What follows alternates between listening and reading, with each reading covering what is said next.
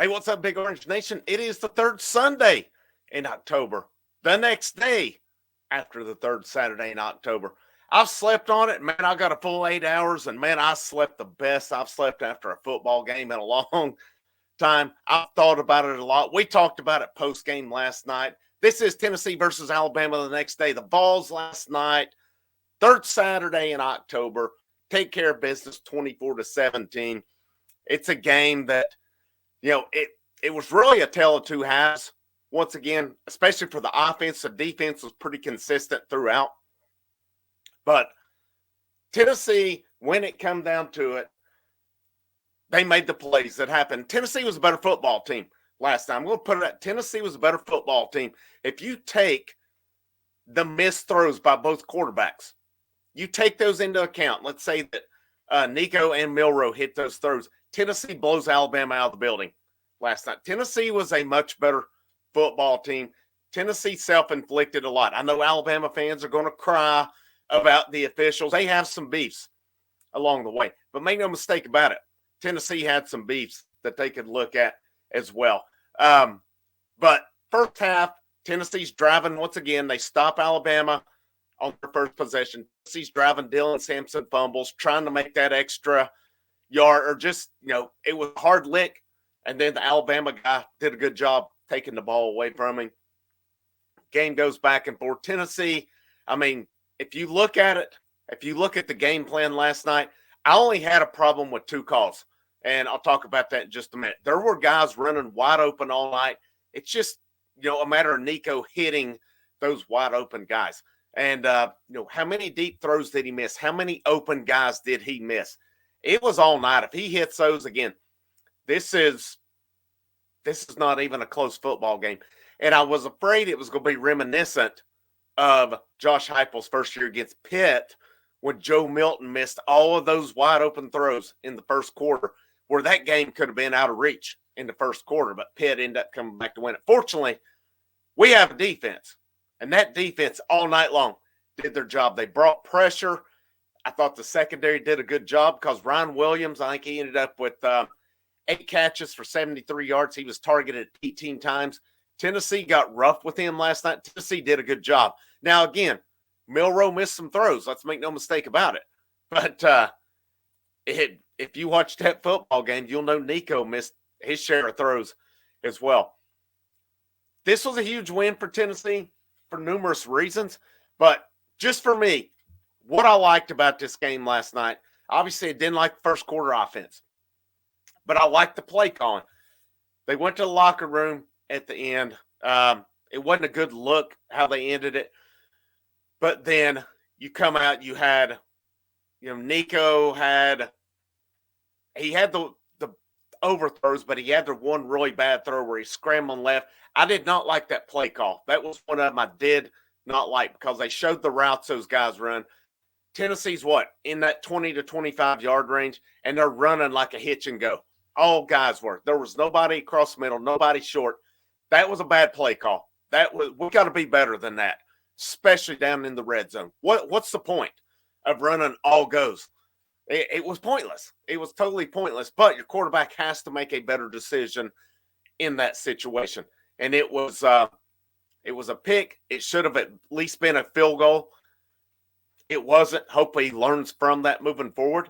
The only other call I hated was in the fourth quarter when we were down 3rd and 5, and they run the ball, got stopped, and ended up punting. I hated that call. It was not an aggressive call. I know my guess is they were in two-play territory.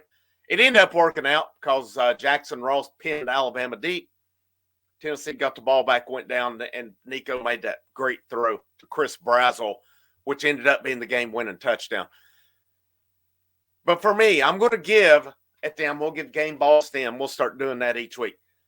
The Nico we saw in the second half did good things. They started playing a little faster. He was making plays with his legs. He had that long run with his legs. He hit some good throws. But, man, once he hit that throw to Dante Thornton on the run, I just wonder if that is not the key play in this season for Tennessee, in that this is the play that ignites this offense. That was a heck of a throw. It was a heck of a catch. And then Nico bounced back. He threw the ball. He still missed some guys. Don't get me wrong. At the end of the game. But that throw to Chris Brazel that won the football game, that's a big boy throw. That was a big boy throw. It was a big boy catch, too. And that was good for both guys. And I think both guys needed that confidence booster. But the key plays for me was, again, Tennessee holding last night. Alabama gets down about to score first. Jermod McCoy with the one-handed pick, and then he takes it. I thought he was going to have a chance to take it to the house. He got tripped up. Excuse me. That was a huge play. That shifted some momentum, kept Alabama off the board. Some other key plays, the sacks that Tennessee got. Obviously the Nico to Dante Thornton play was huge. I thought Brew McCoy, heck of a game for him. If Brew was targeted 9 times, he was open the other 3 times, and Nico just missed him on it. Again, Tennessee's defense had 3 sacks, 9 tackles for loss, 12 quarterback hurries last night. This defensive line was doing its job. I thought the linebacking unit played really well in the absence of Keenan Pili. I thought the secondary did a pretty good job. Now, they did give up, let me look at the passing stats here. They did give up 239 yards passing, 25 out of 45 and 2 picks. That's not that bad. That's really not that bad to me, especially when they threw it 45 times. Tennessee held Alabama to 75 yards rushing, which is great. Tennessee, on the other hand, went for 214 rushing. They threw for 194, 408 to 314 in the yardage category. Tennessee, again, was a better football team last night. I don't care what any Alabama fan says. If they want to come in here and tell me about it, you're welcome to come on in and leave me some comments. I'd love to hear how much better you were last night, because you wasn't. And Tennessee was a better football team in this game. And we look at it as well, the confidence booster for that. But guys, to me, this was a must-win football game. This was a must-win football game for playoff implications. And you look at the SEC standings right now, Tennessee, it's uneven. Texas A&M is 4-0, LSU 3-0. LSU annihilated Arkansas last night. I told you guys after we lost to Arkansas was not that good of a football team. Arkansas fans come in telling me you would have thought we played the 85 Bears. They told me I didn't know what I was talking about. That team should have been 6-0. Arkansas will at least be a 10-2 team. No, they won't. They're not that good of a football team. Tennessee played its worst game of the season against Arkansas and still should have won that football game. If the Tennessee team that showed up last night, especially in the second half, would have played against Arkansas, Tennessee wins that football game. Arkansas is not that good of a football team. I don't care what they say on it. And if Arkansas fans want to come back in and tell me how good they still are, you beat Tennessee. All right, hats off to you. You beat Tennessee. You put the loss on them. They're not that good on it. This Tennessee football team really had not played a good football game since Kent State, if you want to classify that. And in the big games, I don't think they had played a complete game yet. They didn't play a complete game last night, but that second half looked pretty good. That offense started showing signs of really coming to life. Josh Heupel talked about it, man. We're close. We're close. And I really think they are. You hit some of these deep balls, and maybe that throw to Thornton last night was the key in it. But if you hit that, maybe now we got some confidence going. Secondary played, I thought, a good game. I thought they did a good job. They were physical. Yeah, you're against a team like Alabama. They're going to get some yards along the way. But the fact they went 25 for 45, 239, and 2 interceptions, that's a pretty good night. And this line made things really hard on Alabama last night. And, if we want to talk about calls, the touchdown for Justin Haynes, it was Justice Haynes. It was either James Pierce or Omari Thomas. I can't remember. Caden Proctor just tackled him right in the middle, and there was no call on that one as well. There was, a couple personal fouls that went both ways. It was questionable. There was one where Jermod McCoy got called. It was a double face mask, and they missed it. Then there was the one in the fourth quarter, which moved Alabama back to 4th and 22, where Boo Carter probably should have been offsetting as well. It worked its way out, though. There were holds missed on both teams. Let's don't make any mistake about it. It was a roughly officiated game. When it boiled down to it, though, Tennessee made more plays than Alabama. Tennessee is still in this playoff race. Georgia, of course, beats Texas last night, and they beat them pretty handily, honestly.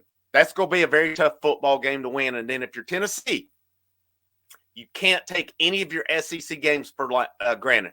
Florida beat Kentucky last night. I think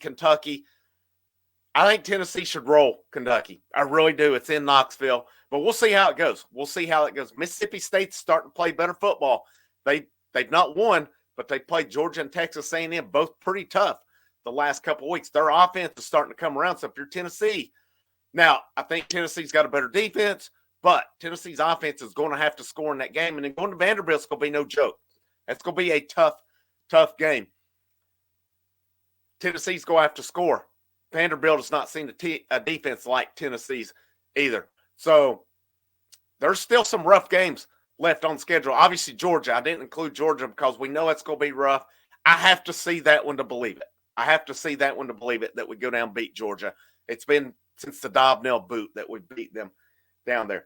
But in the grand scheme of things, Tennessee in good shape with the playoff standings. They'll move back into the top 10 this week.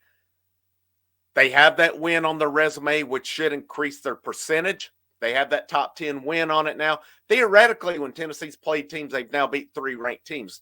Tennessee State, Oklahoma, not ranked anymore, but at the time, they were. We need all the teams Tennessee's played to keep winning. We really do.